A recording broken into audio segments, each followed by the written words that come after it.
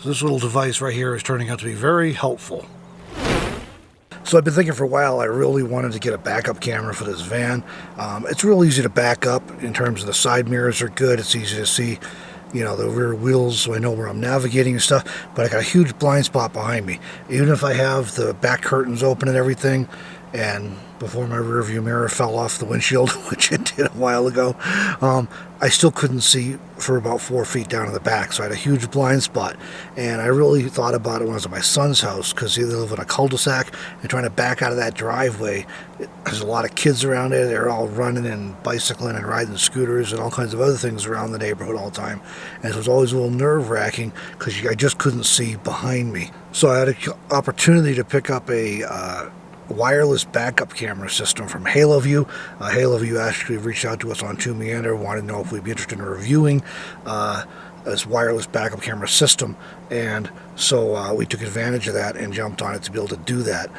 So it turns out installation was super simple.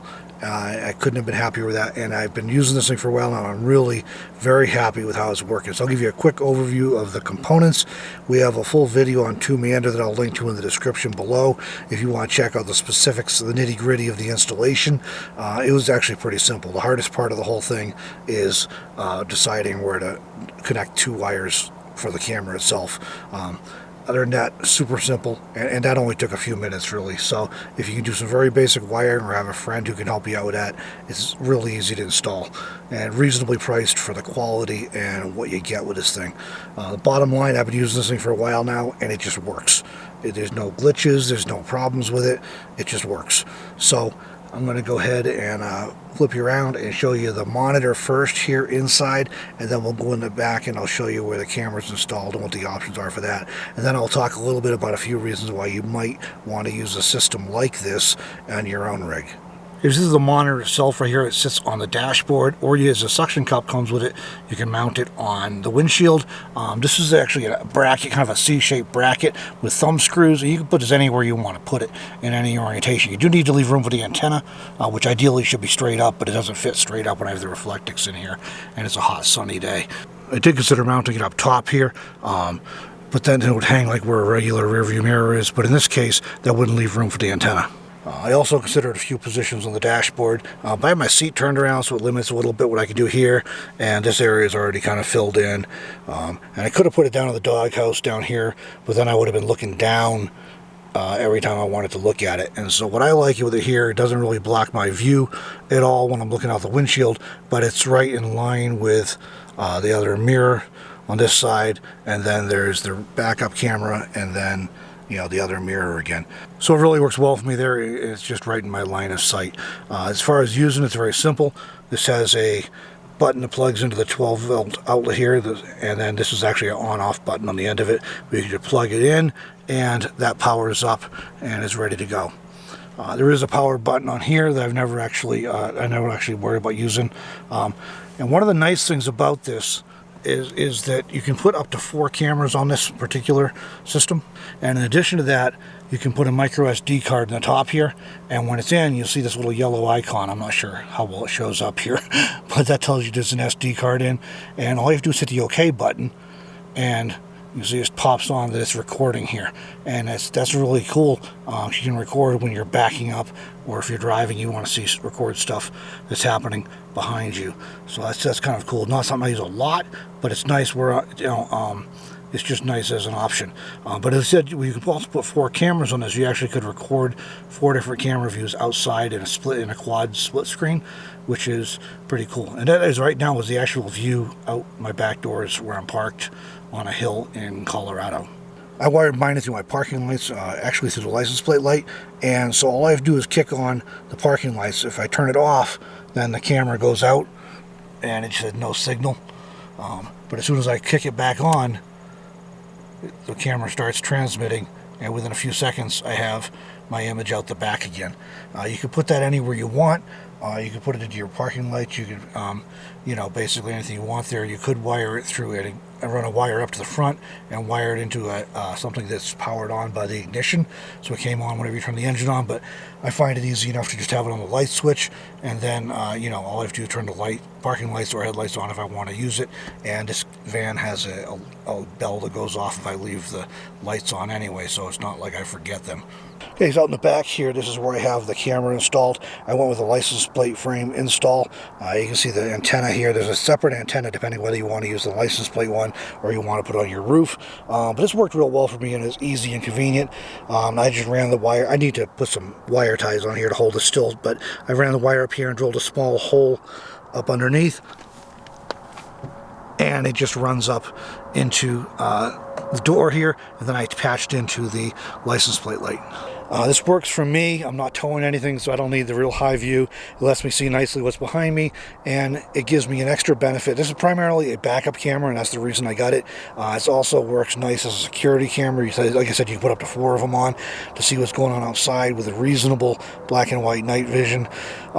But it also, for me, lets me, as a YouTuber, I can occasionally record a clip out the back if I want. Now, it's only 720p. It's not 1080 like I normally record in, but, you know, it still is, it's easier. I can kick that on without having to like move the GoPro from the front to the back to get a shot out the back for those occasional times when I want to do that.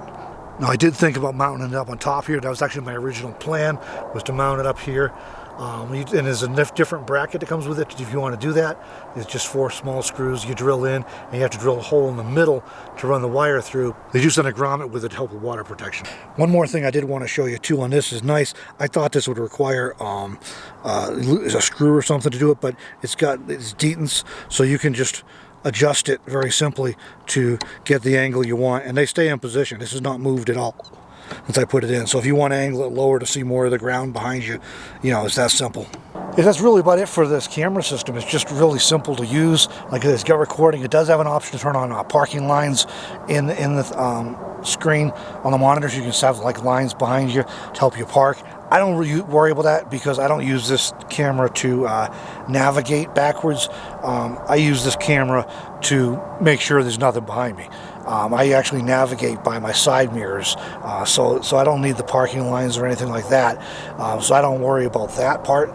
So I disabled those. But there's a few times I found this really helpful. The first was obviously just backing up in general. You're in a parking lot or something, and it's a little tight. You want to make sure you see vehicles around you. It's a huge help for that. I think it's a 120-degree angle view, so it gives you a nice wide view, especially in conjunction with your mirrors. It's also really helpful anytime I'm worried about pedestrians or kids or anything like that behind me. It's just wonderful for that, and it's a nice bright large screen so you can see it easily, and it does have a little sunscreen around it. I didn't point that out on the monitor. It has a sunscreen you can click on and off. It's kind of a shade to help with sun glare. I also found this very helpful with some primitive road driving, like in Colorado here. I've had a couple times now where I've had to back out quite a distance on a primitive road to the tune of like half a mile twice.